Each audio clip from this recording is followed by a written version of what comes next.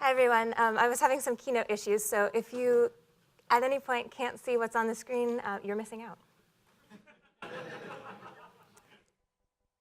The story goes, in the early 1980s, Michael Crichton wrote a screenplay about a graduate student who uses genetic research to clone dinosaurs. But you've never seen this movie. Crichton knew the narrative didn't work. What university would actually fund research for dinosaur cloning? Right? Quote, "The cost would most certainly be phenomenal," Creighton once said. So a better setting, a theme park. And who loves theme parks? Kids. So Crichton's Jurassic Park Iteration 2 told the story of a theme park filled with cloned dinosaurs from the view of a child. You get the point. Sometimes ideas are just bad, in stories and in code. This talk is about recognizing bad ideas and turning them into good ones. This is a talk about Michael Crichton, definitely.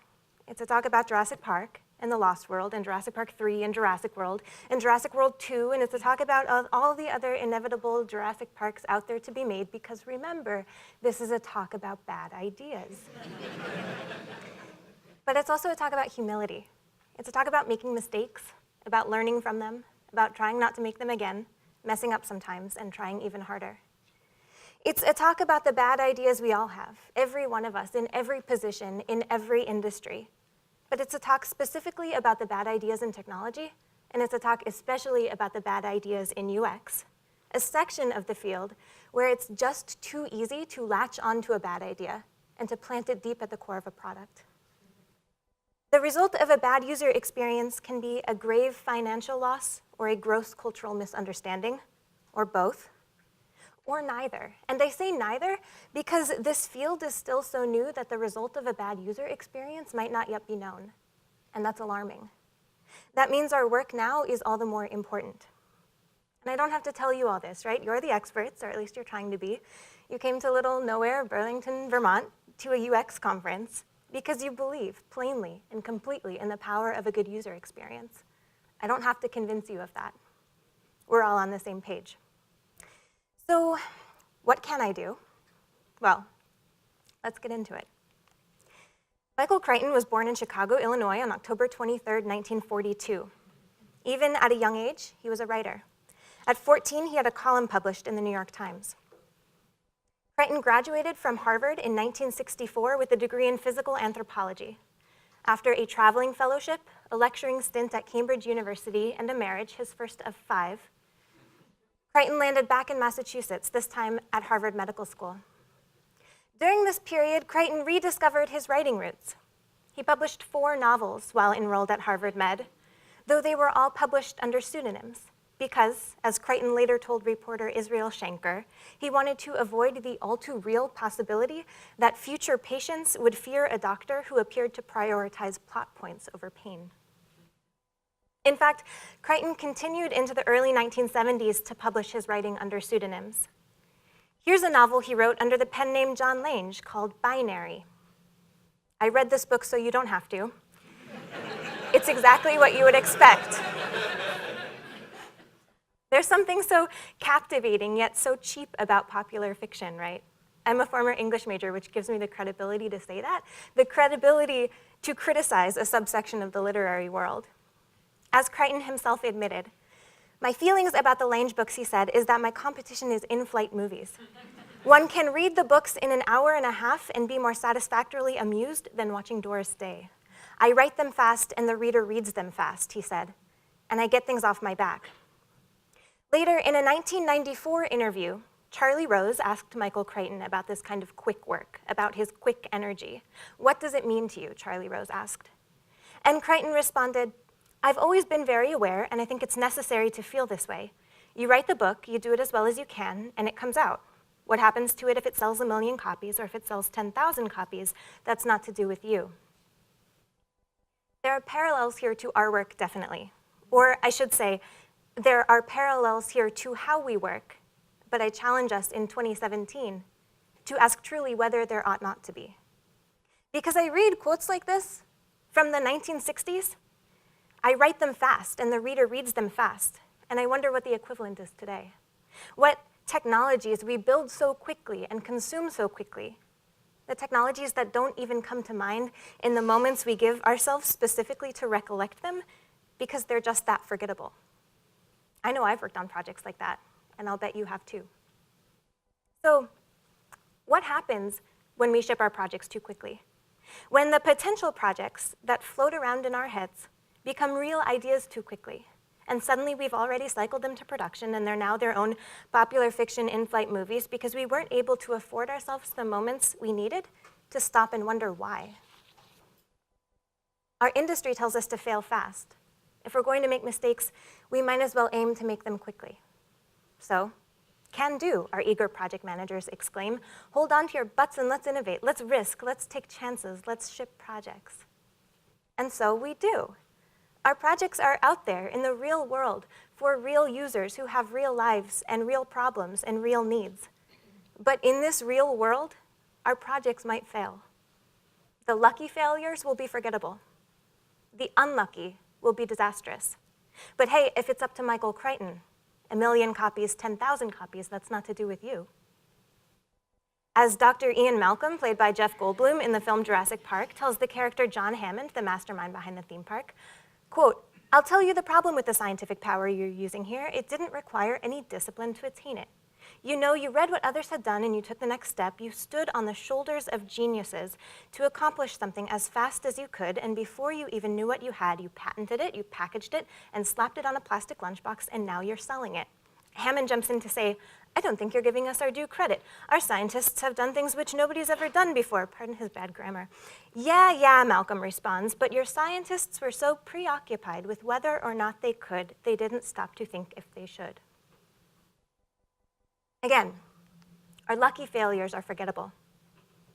The unlucky can be disastrous. Regardless, all of our industry's failures poke their small holes into the pincushion of our lives, crowding its source with 1,000 empty spaces that protrude and pain. We're sorry, we tell our users. We didn't anticipate these circumstances, we might say. And then we move on to the next. But there's got to be a better method. There's got to be a better solution. There's got to be a path toward better ideas. I've spent the past few months deep in a Michael Crichton rabbit hole, digging through every interview and novel and film I could get my hands on. It's been a strange temporary hobby, and the inspiration behind it is a story not wholly worth sharing. There are some pieces of Crichton trivia I found unsurprising. For example, I was not shocked to discover that he was very tall. A 1973 story in Vogue titled "Hollywood Gets a New Man" begins, "Michael Crichton might be the boy next door, only taller and smarter." In fact, according to a 1992 profile for People magazine's 50 Most Beautiful People edition, Crichton was all of 6 feet and 9 inches with piercing blue eyes and a choir boy face. Nor, I'll say, was I surprised to discover that Crichton was a self-proclaimed reader of only nonfiction. I've mentioned this in the previous talks that I've given. I unabashedly judge people who do not read novels. I unabashedly judge people, especially men, and especially white men who do not read novels. If you've ever felt an urge to pick up a book about leadership in business or success in entrepreneurship or the need for empathy in technology, I am telling you right now, you will be far better off by instead building a habit of reading fiction by non-male authors or by non-white authors, or especially by both.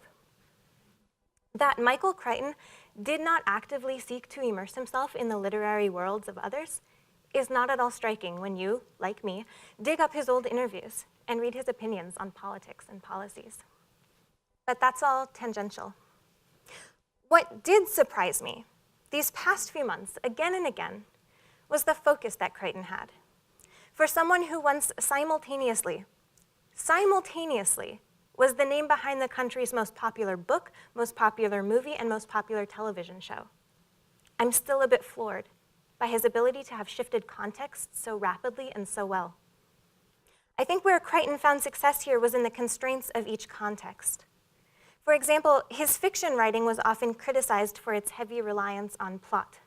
But those concerns never seemed to bother Crichton. He knew exactly what it was that he was writing. It fit a specific genre, again, think in-flight movies. Even when Crichton branched out of his genre, he was still a master of the plot-driven story. In 1982, Crichton released a computer game he'd written called Amazon. not at all the Amazon we know today.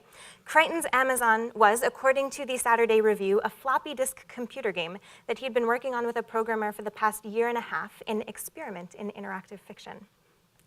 Quote, "I started doing it because I thought I ought to learn about these things," Creighton, who had once taught himself BASIC, had said, "and because I thought we could do something different. But the one thing I learned is that there's no way to get around telling a story. You've got to tell a good story." This ability to push out new idea after new idea after new idea is a big area of deserved praise for Creighton. And it circles back to his ability to keep his stories grounded, each one serving a distinct purpose. In a 1981 interview with the LA Times, Creighton said, "When you do a story with a lot of plot, you don't have a lot of character." By that he means character development, right? Your story has to be about something. It can't be about everything. Let's repeat that, and I'll challenge the room to think about it in the context of our own work, right? Your story, your project has to be about something. It can't be about everything. Because this, right here, is the hardest part of what we do. How we go about making the decisions that center and ground our project sits at the crux of the user experience dilemma, and it's the gold of a user experience win. So, how do we do this? How do we learn to best center and ground our projects? We might go about it with user personas, right? We use storyboard sessions and user-centered design. We'll schedule profile check-ins at each project iteration point. We'll focus on a character. Their concerns become our context. Their considerations become our constraints. We'll cross our fingers, and the rest will evolve from these grounding decisions. But we cross our fingers very deliberately because we know there's potential for error.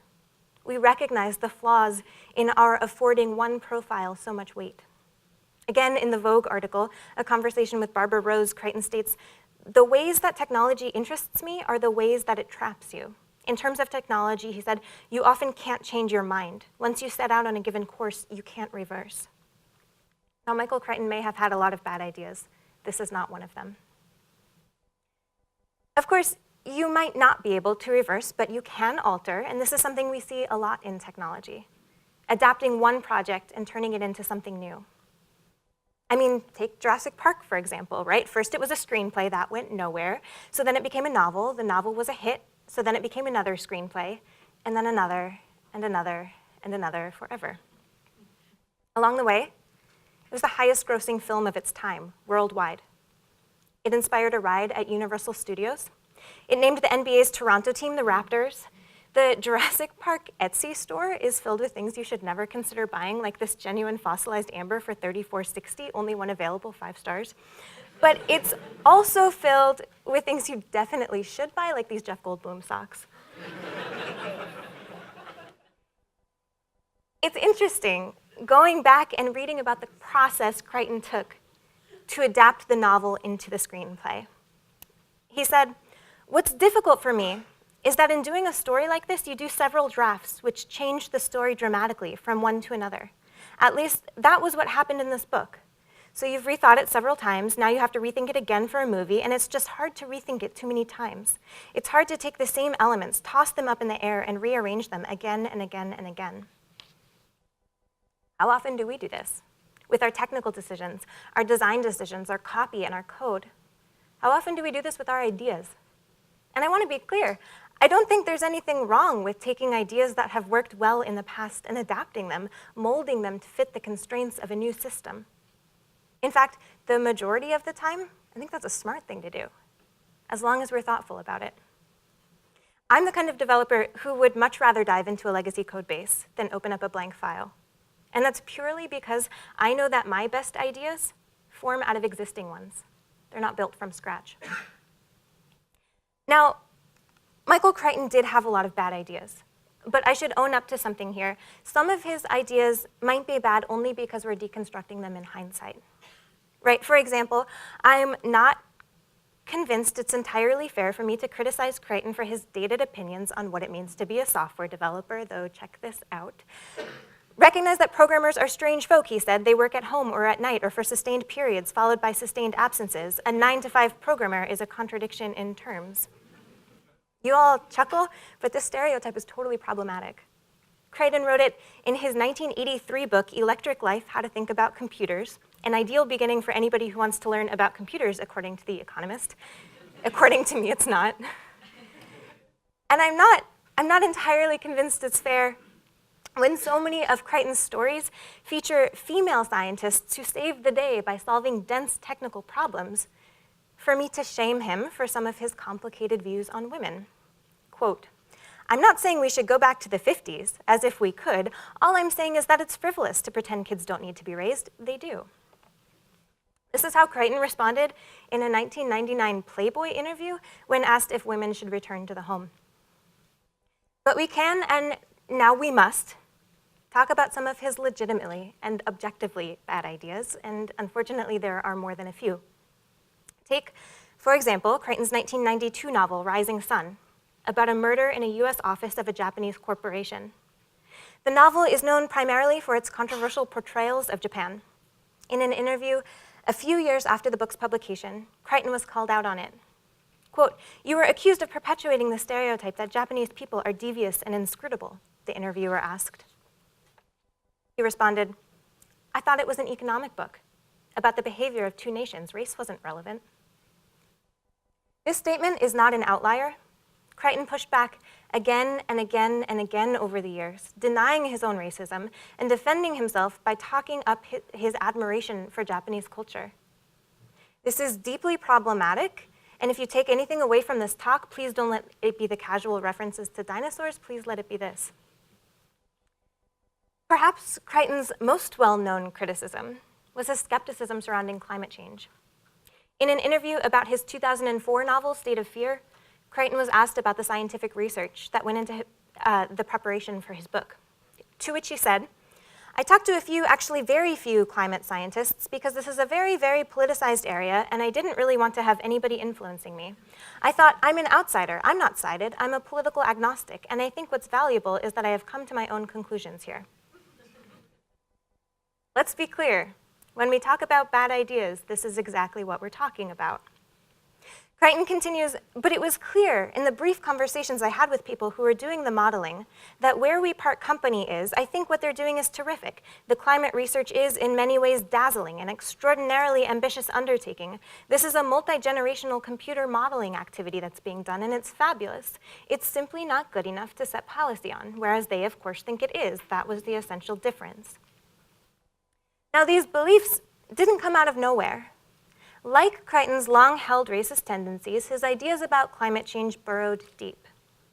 With Charlie Rose in 1995, Crichton said this about climate change: "Do I worry about it personally? No, it's not around the corner. In fact, most of the things people are worrying about here, the trends in global warming or the changes in the rainforest, I'm really not persuaded."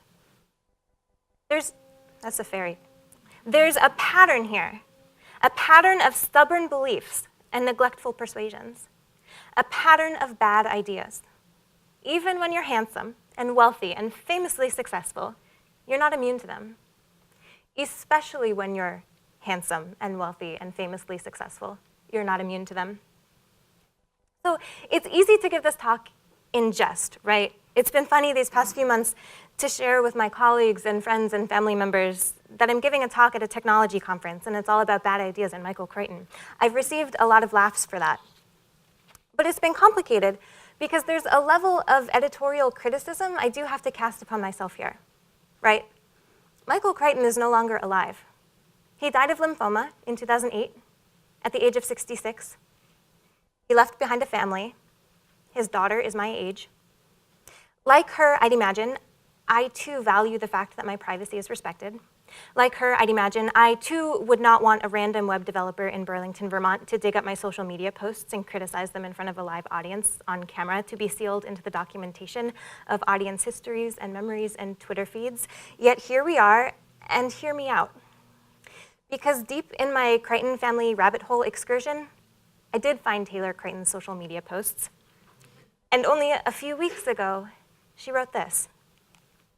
"Today I'm sharing something very personal. I like to think that if my dad were alive today, he would have revised his views on global warming in light of the undeniable evidence that climate change is real. It has become an increasingly important issue for me and all of us today. Celebrate Earth Day safely and responsibly with love and hope in your hearts. That's what I'll be doing. Love, T." When we put our ideas out into the world, be it through screenplays or novels or conference talks, what have you, we attach ourselves to the implications of their results. Regardless of intent, our products stand with our names carved permanently into their sources. It's a reality that can make us proud and confident or mortified and ashamed. And it's a reality that we pass along to our children and to our children's children. They face the legacy of our decisions and of the decisions we've been complicit in. In Travels, a nonfiction book published in 1988, Michael Creighton writes a great deal about his time at Harvard Medical School more than 20 years earlier. His descriptions are graphic, his words biting and grotesque. The opening chapter of the book is called Cadaver, and in it, Creighton tells the story of his toughest moment in the medical school lab. Let's just say it involves both a human skull and a hacksaw. Creighton writes, "Somewhere inside me there was a kind of click, a shutting off, a refusal to acknowledge in ordinary human terms what I was doing." Now this is a click I know well, not in terms of medical school, obviously, but because I work in news. My job, writing code to support a team of journalists, is to build tools that help to find and tell stories. And at an independent, nonprofit public media organization, we have to be tediously careful about the ways we tell our stories.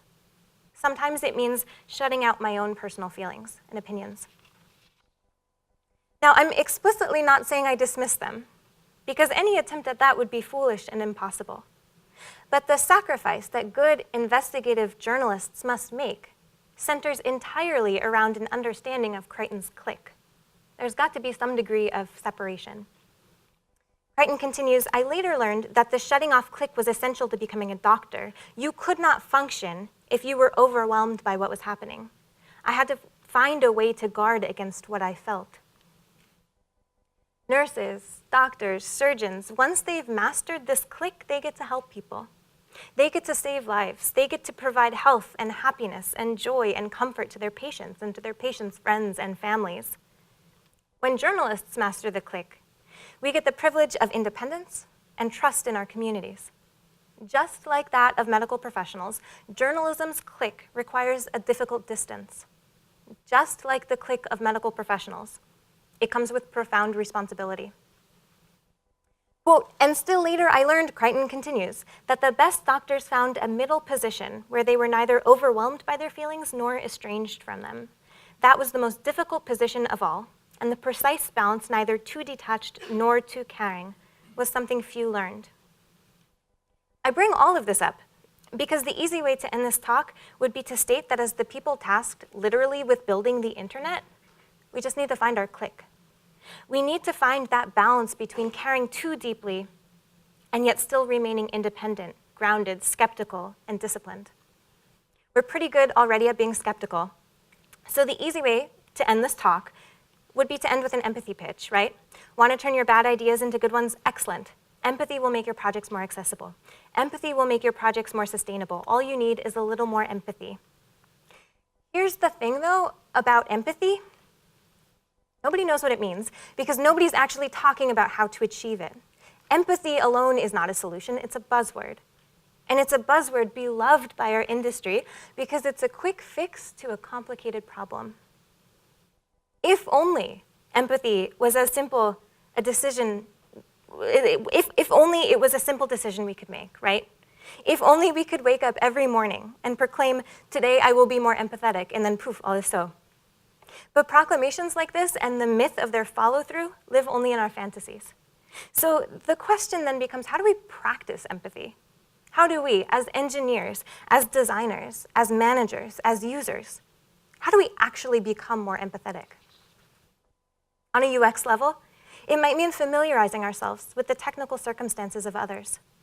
Granularly, right, it might mean developing a habit of turning off our trackpads and navigating our web pages using keyboard commands only. It might mean running our designs through color simulators, testing contrasts, and reprioritizing usability. It might mean driving out, only 30 miles from this building, where the cows graze our pure Vermont farmlands and your cell service, forget about it. Pull up your website there and see how fast it loads. It also might mean driving farther than 30 miles, testing your products in communities outside of Vermont, this brave little state where the population's what, more than 95% white?